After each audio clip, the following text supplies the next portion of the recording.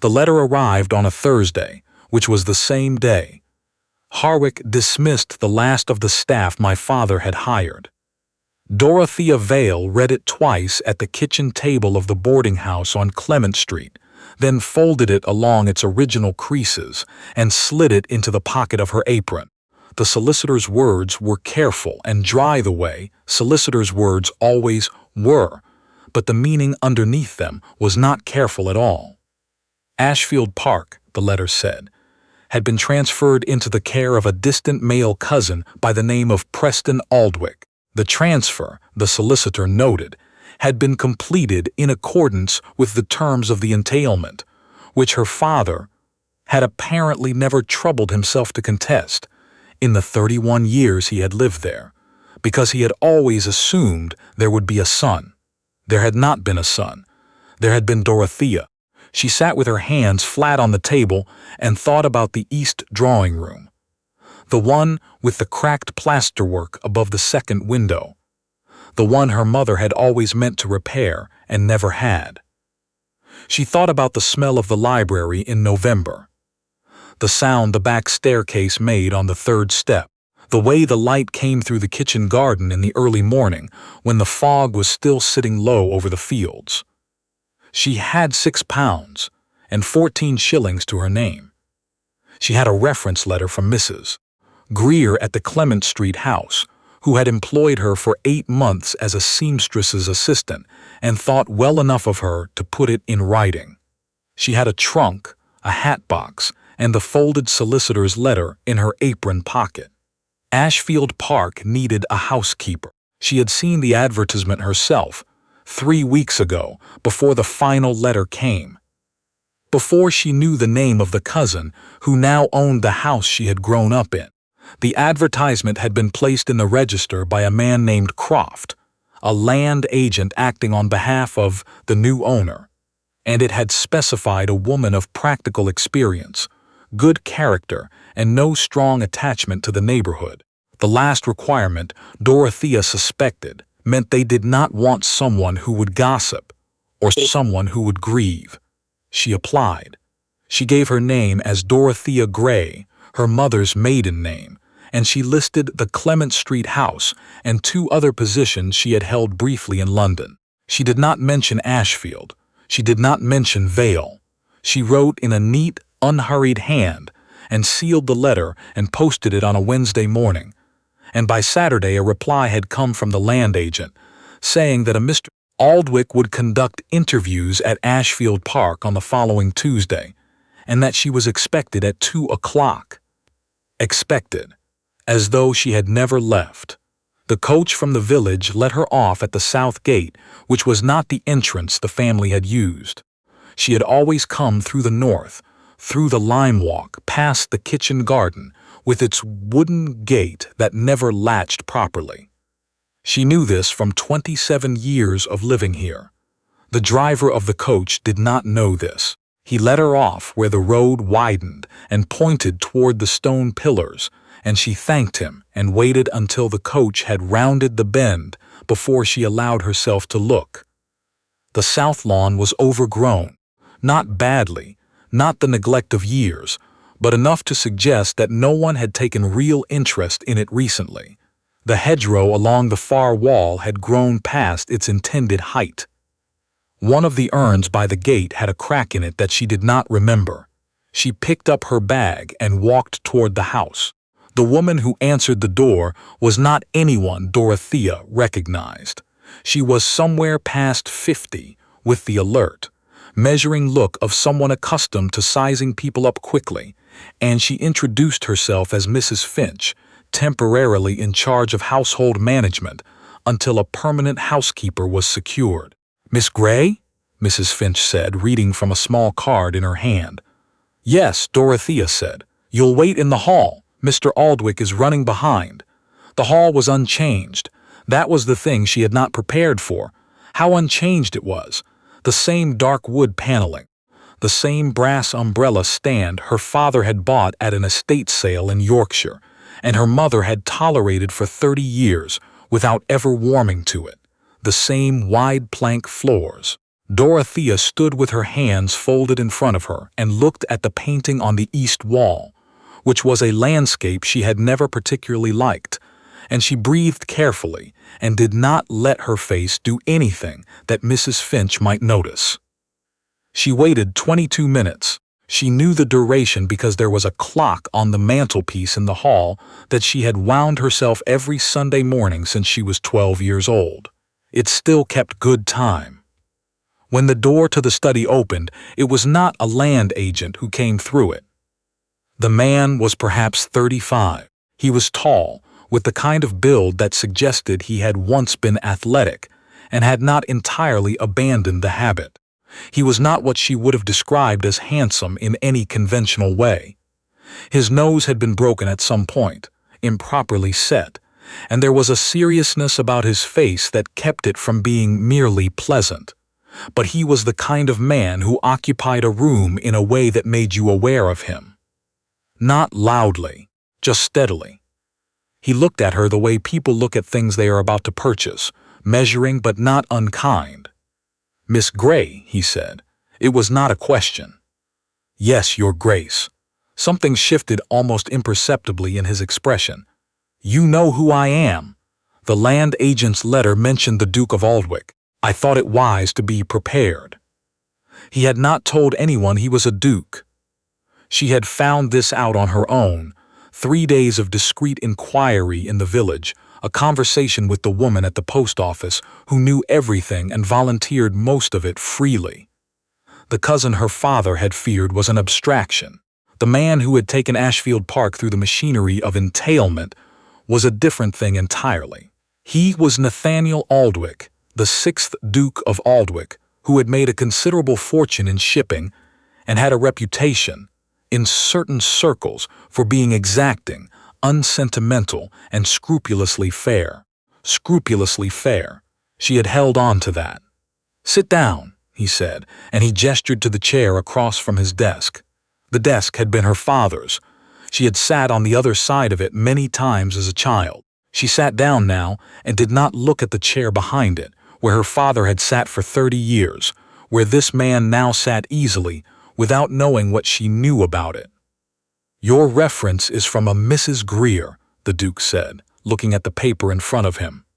8 months. Before that, a family in Kensington, for 6 months.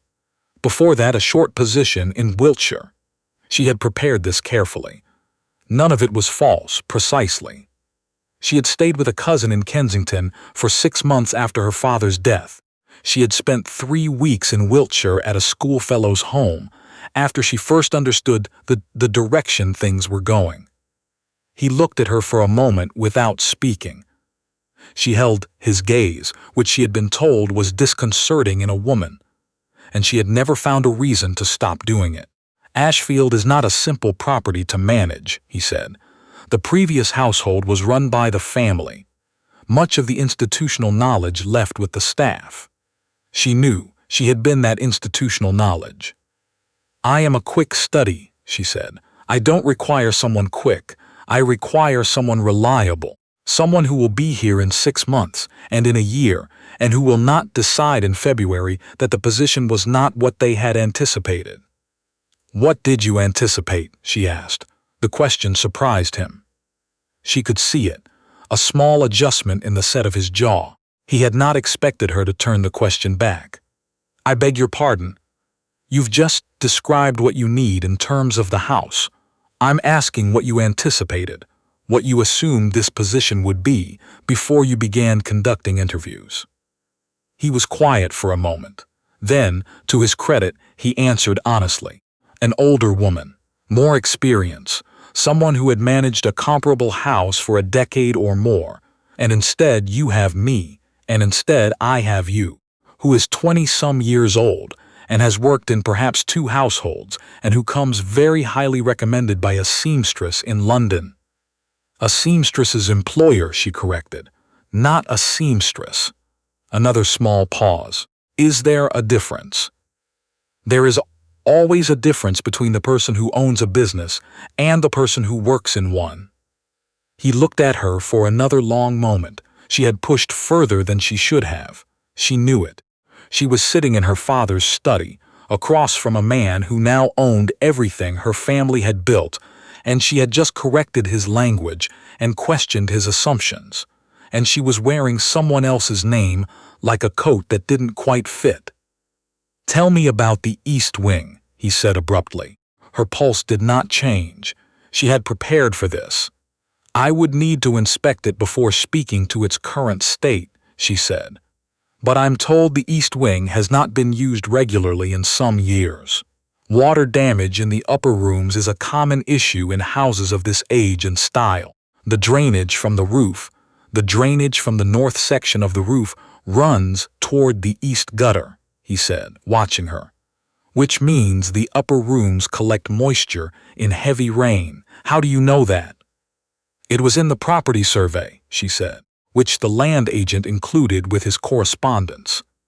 It had not been in the property survey. She knew it because she had spent 27 years in this house, because she had put her own hands on the buckets in the upper corridor on rainy nights, when her father was too tired to deal with it, and the housekeeper had gone home. The Duke looked at her for one moment longer than was strictly necessary. "You have the position," he said, "if you want it." She had the position. She moved into the housekeeper's room, which was on the ground floor near the back passage, and which had always smelled of dried lavender and lamp oil, and she learned to think of herself as Miss Gray before she opened her eyes each morning. She learned the rhythms of the house as it now was, rather than as it had been, which required a kind of deliberate forgetting that exhausted her in ways she hadn't anticipated. The staff was small. A cook, a woman named Bess, who had worked in the village her whole life, and who viewed Dorothea with polite suspicion. A stable hand, a young man named Oliver, who did his work without complaint and vanished promptly at 6. 2 housemaids, sisters, cheerful and fast, and not particularly curious about anything beyond their immediate duties. A footman who came in 3 days a week. The Duke was in residence more than she had expected. She had assumed he would come for a week, inspect the property, give instructions, and return to wherever dukes kept their primary establishments. Instead, he stayed. He worked in the study from early morning until midday, then rode out, then returned and worked again. He ate alone, asked for plain food, and moved through the house with the particular quietness of someone who had decided not to make himself a burden. He was nothing like what she had expected him to be. She resented this. It would have been considerably more convenient if he had been careless with the house, or dismissive of the staff, or arrogant in the way that men who had inherited titles sometimes were. He was none of these things. He repaired the latch on the kitchen garden gate himself, with a tool he found in the stable, without mentioning it to anyone. He learned the names of the housemaids within a week. He noticed when Bess the cook had a bad hip for 3 days, and quietly arranged for the daily marketing to be taken over by Oliver without framing it as an accommodation. Dorothea noticed these things, because noticing things was what she did. She noticed them and filed them in a part of herself she was keeping carefully separate from the rest. She was there to reclaim her house. She was there to find the documentation her father had never managed to put in order. The records that suggested the original entailment had been improperly filed, that the solicitor who had drawn it up had made a material error, that Ashfield might not have transferred legally at all. She had found a solicitor in London, a young man of some ambition and considerable sympathy, who had told her that if she could find the original documents in the Ashfield library, she had a legitimate claim to bring. The library was locked, not to the rest of the staff, to her specifically, or rather, to anyone below the Duke's direct permission, which amounted to the same thing. The Duke worked there in the evenings. He had reorganized it substantially in the first week. She could see the gaps in the shelves through the crack in the door when she passed, and she could not get inside it without a reason he would accept. She needed that reason. In the meantime, she ran the house. She ran it well, because she could not help it, because she knew every corner of it, because she had been trained to do exactly this from childhood, in the expectation that she would one day do it for a household of her own. She ordered supplies and managed accounts, and spoke to the solicitor about the rotting window frames in the south-facing rooms, and she did not let herself feel anything very clearly about any of it, because clarity of feeling was a luxury she could not currently afford. It was on a Tuesday evening, 6 weeks after she arrived, that everything shifted. She had gone to the library to leave a lamp oil report on the side table near the door. She had taken to leaving the Duke's correspondence and household accounts there, where he could collect them at his convenience. And when she pushed the door open, she found him not at his desk, but standing at the far wall, holding a bound volume she recognized immediately, her father's estate records, the ones that predated the entailment. She stopped in the doorway. He turned. He had not heard her over the rain, which had been coming down hard since afternoon, and something crossed his face that she could not quite read. Not guilt, exactly, but awareness of something unresolved. "Miss Gray," he said, "Your Grace." She kept her voice level. "I came to leave the accounts. Come in." She crossed the room and set the papers on the side table. She did not look at the volume in his hands. She was very aware of not looking at it. "Do you know what these are?" he said. She looked then. She had no choice. He was holding them out toward her. "They appear to be estate records," she said. "They're dated 1832 to 1849. Before my great-uncle drew up the entailment." He paused. "I've had some concerns about the entailment. The solicitor who handled it was apparently not thorough." The room was very quiet. The rain came down steadily against the east windows, the ones above the drainage problem she had known about for 27 years. "I've been in contact with a solicitor in London," the Duke said, "about whether the original transfer was properly executed." She said nothing. "The house may not have transferred legally," he said, watching her, "which would mean the previous family, the Vales, may have a claim." "May," she said, "may."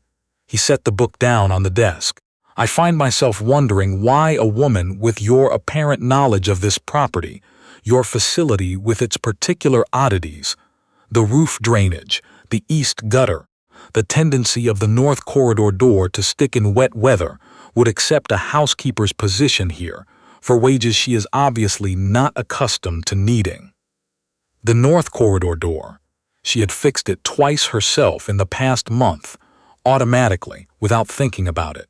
"I don't know what you mean," she said. "Yes, you do." He said it without heat. "You've known every inch of this house since the first day you walked in. You knew where the supply ledgers were kept before I told you. You knew the coal delivery schedule from memory. You know the name of every previous gardener who ever worked here, because you mentioned Old Perkins to Oliver 3 weeks ago, and Oliver had never heard that name from anyone else." She looked at him steadily. "You could have told me," he said. "When I offered you the position, you could have said who you were. Would you have hired me?" He was quiet for a moment. "No." "Then you understand why I didn't." He looked at her for a long time. The rain moved against the glass. The lamp on the desk threw light across the estate records, across the handwriting that was her father's, across the pages that might yet determine what happened to everything her family had built. "Dorothea Vale," he said, trying it out. "Gray is my mother's name," she said. "I didn't lie about that." "You didn't lie about much," he said. "You were very careful." "I had to be." He moved to his chair and sat down. He looked tired, she realized, not in any dramatic way, but in the way of someone who had been carrying something for longer than was comfortable. He looked at the estate records and then back at her, and when he spoke again, his voice had lost its formal edge. "The London solicitor tells me the case is not simple, but it is not without merit. The question is what to do with that information." He paused. "What would you do with it, if the choice were yours?" She had prepared many answers to many questions in the weeks since she had arrived at Ashfield. She had not prepared for this one, not because she didn't know what she wanted. She knew exactly what she wanted, had known it since the solicitor's letter on a Thursday at the Clement Street kitchen table. But because she had not anticipated him asking. She had not anticipated being asked for her opinion rather than her labor, not in this house, not by a man who had every legal and social mechanism on his side. "I would want the truth established," she said finally. "Whatever the truth is, even if it isn't what I hope, that's a very measured answer. I've had time to practice measured answers. I imagine you have." He looked at the records again. "I'm going to write to the solicitor. I'm going to ask him to proceed." She waited. "I want you to continue in your current role while the inquiry is underway," he said. "For obvious reasons, you know this house better than anyone, and disrupting the household now would complicate things. But I also want you to speak to my solicitor directly. Tell him what you know. Everything. You're not concerned that I'll overstate my case? I'm not concerned that you'll overstate anything. You've had every opportunity to be dramatic about this situation, and you have consistently declined." Something loosened slightly in her chest. She had not known it was tight until it wasn't. "The east drawing room," she said, "the plasterwork above the second window. It needs to be repaired. My mother put it off for years." He glanced at her. "It should be done before winter," she said. "If you're intending to stay, I'm intending to stay." He looked at her steadily. "Are you?" It was a different question than it sounded. She understood that. She was standing in the library of a house that might or might not be hers, employed under a name that was and wasn't her own, speaking to a man who had every right to be her adversary and had chosen, for reasons she was still processing, to be something else. "Yes," she said. It was not a capitulation. She wanted to be clear about that. In her own mind, if nowhere else. She was still going to pursue the legal claim. She was still going to give testimony to the solicitor and produce every document she could find and fight, in every quiet and available way, for what her family had built. She had not come to Ashfield to surrender it. She had come to reclaim it. But she was also, she could admit this, to herself, in the privacy of the library, with the rain against the glass, and her father's handwriting on the desk between them. She was also no longer certain that reclaiming it meant what she had thought it meant when she folded the solicitor's letter and put it in her apron pocket on a Thursday in October. The house was still her house. She knew it in every room. The man across the desk was not what she had expected him to be. She filed that information in the same careful place she had been keeping everything else, and she wished him good night, and she left the library with a steadiness she was mostly, but not entirely, performing.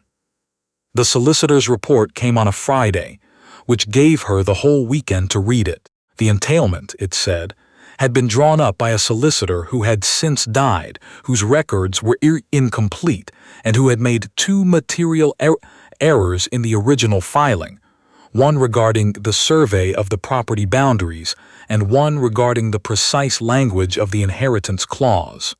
These errors, the London solicitor wrote, did not automatically invalidate the transfer, but they were significant enough to support a formal challenge. The outcome, he estimated, was genuinely uncertain. She sat with this for a long time. Then, she went to the east drawing room and looked at the plasterwork above the second window. And she thought about what she wanted. And she thought about what she was willing to do to get it. And she thought about a man who had asked her what she would do if the choice were hers. The Duke found her there an hour later. "The solicitor's report," he said from the doorway. Yes. He came into the room. He looked at the plasterwork she was looking at, and then he looked at her, and he said, quietly and directly, in the way she had learned was characteristic of him, "I think we should talk about what you actually want. Not what you're prepared to settle for. What you want." She turned to look at him. "I want the record corrected," she said. "I want it established, formally and in writing, that my father owned this house and that his daughter is his heir. I want the solicitor's original error documented and acknowledged." "And the house?" She was quiet for a moment. "The house," she said, "is not the same as the record." He looked at her carefully. "What does that mean?" "It means that I have spent the last 8 weeks running this house, and I know what it needs, and I know what it costs, and I know that my father loved it without understanding it particularly well. He never repaired the plasterwork either." She paused. "The record matters. The truth of what happened matters. Whether I live here matters less than I thought it did when I left London." "I see."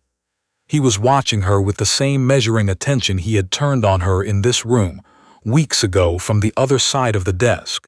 "And if I told you I've been in consultation with the land agent about the possibility of a settlement, a formal acknowledgement of your claim, combined with a long-term arrangement that keeps you at Ashfield in a different capacity than you currently occupy."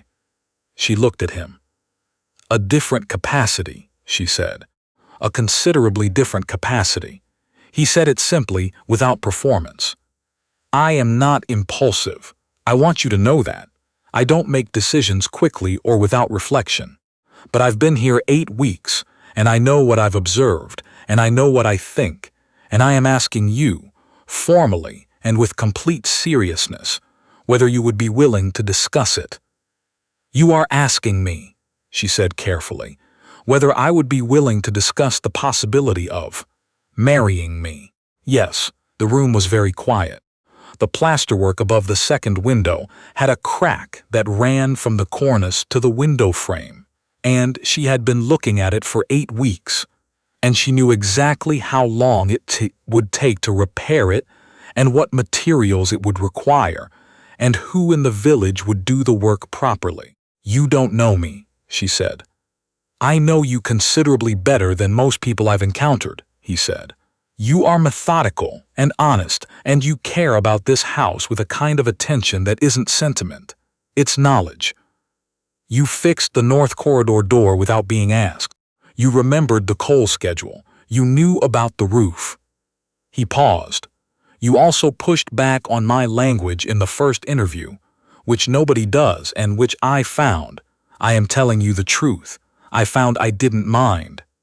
She looked at the plasterwork. She thought about the Clement Street kitchen table, the folded letter, £6.14. She thought about her father, who had loved this house without understanding it. She thought about her mother, who had understood it and run it, and put off the plasterwork for 30 years. She thought about the kitchen garden gate that never latched properly, and the sound of the back staircase on the 3rd step, and the light in the early morning when the fog sat low over the fields. She thought about what she had come here to recover and what recovery looked like, now that she was standing in it. "The record still needs to be corrected," she said. "It will be. That's not contingent on anything, and I would want my mother's name restored in the formal documentation, wherever my father's is listed, of course, and the plasterwork needs to be repaired before winter." Something changed in his face, not quite a smile, but the precursor to one. "I'll speak to someone in the village this week." She turned from the window and looked at him directly, the way she had looked at him in the first interview, the way she had looked at everything in this house since she arrived, clearly, without flinching, with the full weight of 27 years behind her. "Then yes," she said, "I'm willing to discuss it." Outside, the kitchen garden gate swung open in the wind, and the latch, repaired now, held.